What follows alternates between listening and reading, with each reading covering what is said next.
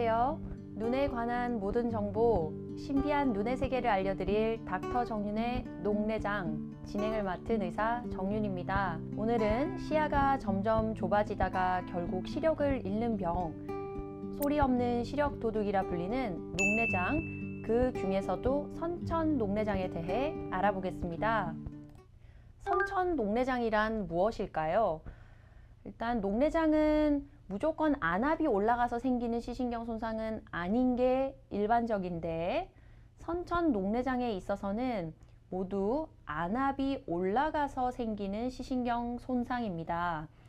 그 중에서도 이렇게 보시는 것처럼 영유아, 대부분은 이제 돌 전부터죠. 돌 전부터 안압이 상승하여서 엄마 뱃속에 있을 때부터 안압이 상승을 하는 거고, 그로 인해 시신경이 손상되는데, 아이 같은 경우는 이렇게 계속 커가고 어른이 되고 이제 일평생 사실 남은 기간이 너무 많기 때문에 초기에 치료를 하지 않으면 심각한 후유증을 남길 수가 있습니다. 그렇기 때문에 선천 녹내장은 특히나 더 빠른 조치가 중요한데요. 이제 아이들에서 왜 안압이 오르게 될까요?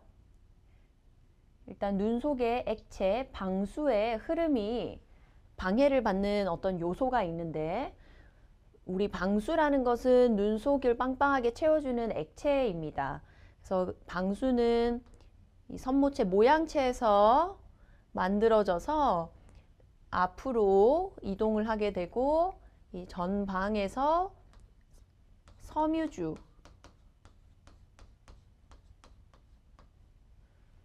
라는 조직을 통해서 바깥으로 배출이 되게 됩니다. 그런데 선천 녹내장에서는 이 섬유주 앞에 미처 태화되지 못한 조직이 남아있게 됩니다. 그래서 이렇게 막이 섬유주를 가로막게 되는 것이죠. 그러다 보니까 방수가 섬유주를 통해서 빠져나가 줘야 되는데 막이 가로막고 있어서 계속 이 전방에 고여 있게 되고, 그 압력이 시신경까지 전달이 되면서 시신경이 손상을 받게 되는 상태인 거예요. 그러면 왜 저런 막이 퇴화되지 않고 남아 있느냐? 일반적으로는 이제 유전 관련이 가장 크고, 무조건 유전되는 거는 아니고 이제 원발성으로 이유 없이 이제 생기게 되기도 합니다. 그리고 2차성으로 이런 선천성 녹내장이 생기는 경우가 있는데, 이런 경우는 이제 막이 퇴화되지 않아서 생기는 경우는 아니고, 이런 모종의 이유로 안압이 올라가게 되는 상황인데, 이제 발생 과정에서 머릿속에 두개 내의 혈관이 이상하게 생겼거나, 아니면 선천백내장이나 다른 어떠한 이유로 안구내 수술을 받고 나서 그 섬유주 부분이 파괴가 되거나 무언가가 물질들이 끼어서 안압이 올라가는 그런 2차성 선천 녹내장이 생길 수가 있습니다. 그러면 이제 부모님들 같은 경우는 우리 아이가 언제 병원에 가면 되는지가 궁금하실 텐데요. 성인 녹내장의 경우에는 특별한 증상이 없습니다. 그렇기 때문에 특별한 사인이 없어도 병원에 일단 가셔서 검진을 받아보시는 수밖에 없기는 한데, 이런 선천 녹내장, 유아 녹내장의 경우에는 대부분 시력이 떨어지게 됩니다. 안 보이게 됩니다. 그런데 문제는 뭐냐? 아기들은 안 보인다고 말을 못합니다. 그래서 자기가 말만 할 수 있으면 병원에 가면 되는데, 말을 할 수가 없기 때문에 안 보인다는 거를, 그리고 녹내장의 위험이 있다는 것을 알아챌 수 있는 다음 4가지 증상들을 제가 정리를 해보았는데, 눈물 흘림, 그리고 눈부심, 눈꺼풀 연축, 이렇게 3가지가 대표적으로 있는 이제 3가지 증상, 대표 3가지 증상이고, 소눈증이라는 게 있는데 하나씩 설명을 드리면, 눈물 흘림은 보시는 것처럼 우리 아기 여기 눈에 눈물이 촉촉하게 고여 있죠. 이게 이제 안압이 올라가게 되면서 눈이 빵빵해지면서 자극이 되어서 눈물이 반사적으로 나는 거고, 그리고 눈부심, 이것도 눈이 확장이 되면서 쉽게 자극이 되어서 빛 자극에도 아주 예민해진 상태가 되는 겁니다. 그래서 아이들이 눈을 아주 부셔하고 이제 밖에 나가는 거를 싫어하고 방에 불을 켜면 울기도 하고 어두운 곳에서 고개를 파묻히고 베개 속에 최대한 빛을 피하는 그런 양상을 보이게 됩니다. 그리고 눈꺼풀 연축이라고 하는 것은 이 눈 주변에 눈꺼풀 근육이 이렇게 본인이 억지로 이렇게 하는 게 아닌데도 이렇게 떨리게 되는 그런 증상이 이렇게 세 가지가 합쳐져서 나타나게 되고, 세 가지가 다 나타나는 경우도 있고 한두 가지만 나타나는 경우도 있습니다. 그리고 소눈증은 이제 눈이 안압이 올라가면서 확장이 됩니다. 그래서 눈이 소처럼 눈망울이 이렇게 커지게 되는 소눈증 증상을 보이게 되는데, 이런 증상들이 우리 아기에게 나타난다. 이제 되게 초창기겠죠. 특히 돌 전에 대부분 발견되게 되니까. 그렇게 되면 지체 없이 일단 급하면 근처 안과라도 가셔서 녹내장에 해당하는 다른 증상들이 있는지 소견들을 확인받고 필요하면 큰 병원까지 꼭 진료를 받아보시는 게 좋겠습니다. 자, 그러면 병원에 가면 우리 아기가 무슨 검사를 받게 될까요? 가장 중요한 거는 안압이 올라서 생기는 질환이기 때문에 선천 녹내장은 안압을 측정을 하게 됩니다. 안압을 측정하는 방법은 이제 여기 보시는 것처럼 리바운드 안압계를 사용하고 있는데 아주 순간적으로 눈의 표면을 건드려서 측정을 하게 됩니다. 전혀 아프지 않고 이렇게 어린아이도 협조가 잘 되고요. 경우에 따라서는 너무 아이가 무서워하거나 하면 이제 재워서 검사를 하기도 합니다. 그래서 안압을 측정을 하게 되고요. 그 다음은 시신경 검사를 해서 시신경 사진을 찍어보거나 실제로 관찰을 하거나 이렇게 해서 시신경에 변화가 있는지 확인을 하고, 그 다음에 각막이 팅팅 부어 있지는 않은지, 뭔가 확장된 소견이 있는지를 살펴보게 됩니다. 이제 대부분은 근데 이제 아이들이 협조가 안 되는 경우가 많아요. 그러면은 결국에는 이제 수면 마취까지 해서 다음에 검사들을 다 시행을 해보는 것이 중요하겠습니다. 어떤 부모님께서 질문해 주신 내용인데 한번 살펴볼게요. 녹내장으로 진료 예정인 생후 4개월 아기 부모입니다. 2개월 전에 안압을 재고 왔고 4개월 후에 수면제를 먹고 시신경 검사를 해보자고 들었어요. 2개월 뒤면 아기가 6개월인데 시신경 검사가 가능할까요? 언뜻 시신경 검사하는 분이 이렇게 어린아이는 시신경 검사하는 것이 처음이라고 얘기하는 걸 들어서요. 일단 시신경 검사를 하는 게 여러 가지 시신경 검사가 있지만 가장 기본이 되는 시신경 자체를 눈으로 확인하는 검사, 이런 식으로 확인을 할 수가 있는데, 이런 시신경 검사는 태어난 직후 신생아 시기에도 가능합니다. 하지만 성인들에게 시행하는 OCT 검사라고 해서 빛을 조사하여 반사되는 것을 통해 시신경 두께를 숫자로 수치화해서 보는 검사가 있는데, 그 검사는 시행하기가 어렵고 시행을 하더라도 이 두께가 정상 수치가 사실은 정립된 게 없기 때문에 크게 의미가 없습니다. 그래서 시신경 검사는 굳이 OCT 검사를 할 필요까지는 없고, 아기들 같은 경우 실제로 눈을 들여다보고 사진으로 찍어서 확인해 보는 것도 충분하고, 이 경우 태어난 직후에도 가능합니다. 그리고 이제 수면 마취를 많이 하게 될 텐데, 수면 마취를 미루고 싶어요. 아이를 꼭 재워서 검사해야 하나요? 마취 많이 걱정이 되시죠? 이제 아주 어린 경우는 사실 붙잡고 검사를 대부분 합니다. 붙잡고 눈은 이제 억지로 좀 벌려야 되겠죠. 그래도 뭐 마취약을 섭취를 안 하니까 훨씬 부작용을 걱정을 안 해도 된다는 장점이 있습니다. 하지만 이제 아이가 점점 힘이 세지고 우리 의사가 뭘 하는지를 눈치를 다 채게 되면 협조가 정말 안 되는 경우가 있거든요. 그러면 이제 붙잡고 해도 부정확할 수가 있습니다. 그래서 그런 경우에는 아이는 웬만하면 재워서 검사를 하는 게 좋겠고, 이 수면 마취라는 것이 저희가 이제 큰 수술할 때 기관 삽관하고 기도 삽관하고 하는 그런 정도로 이제 약물을 많이 쓰거나 하는 상황은 아니기 때문에 가볍게 아이를 재우는 거여서 너무 염려하지 않으셔도 되겠고, 안심하시고 진정 마취를 하고 검사를 받아보시는 게 좋겠습니다. 그러면 이렇게 성천 녹내장으로 진단을 받으면 어떻게 치료를 하면 될까요? 성인 녹내장 같은 경우에는 일단 안압을 낮추는 1차 선택으로 약물 치료를 선택을 하였는데, 선천 녹내장의 경우에는 1차 치료로 가능하다면 수술적 치료를 고려하는 게 원칙입니다. 그리고 그 이유는 안압약의 경우 일단 눈에 계속해서 넣는 것이 어려울 수 있고 아이가 거부하는 경우가 많기 때문에, 그리고 이게 눈에 조금만 넣어도 아이는 워낙 작기 때문에 전신 흡수에 대한 부담이 좀 있습니다.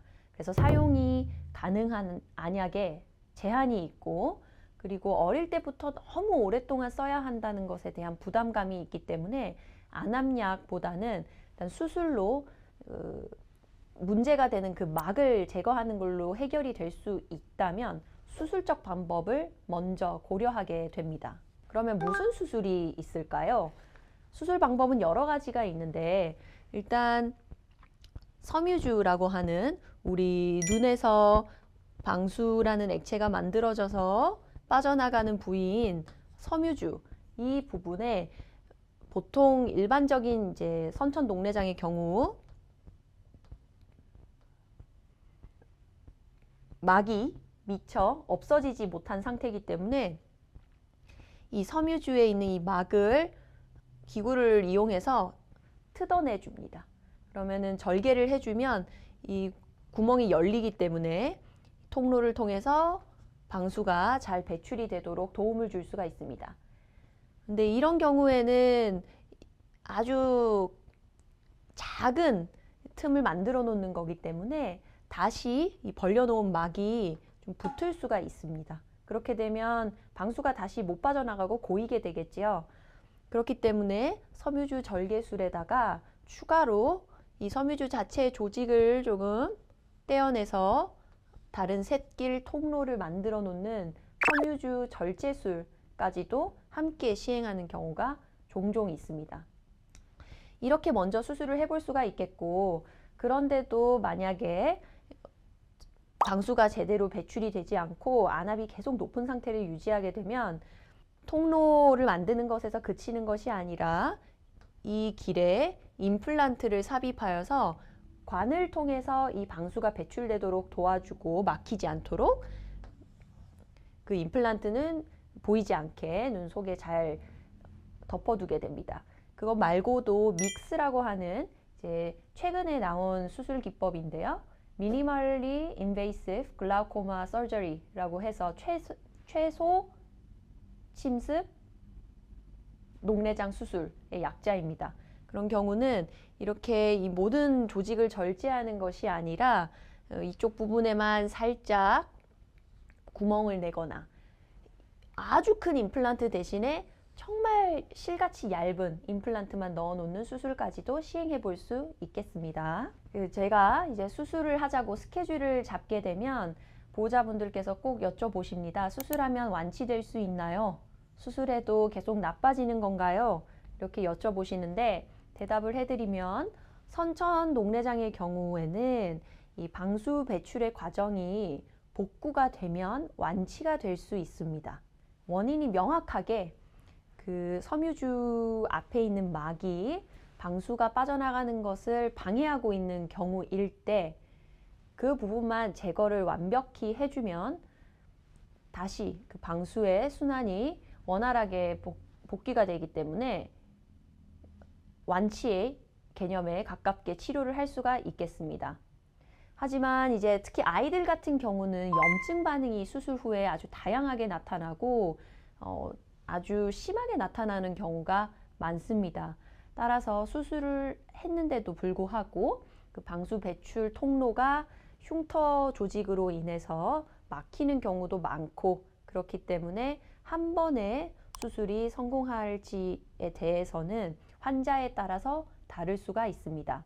하지만 수술을 해서 안압만 정상 범위로 떨어지게 되고 그 정도가 계속해서 유지가 된다는 전제하에 수술을 한 뒤 우리 아이의 상태는 절대로 나빠지지 않습니다.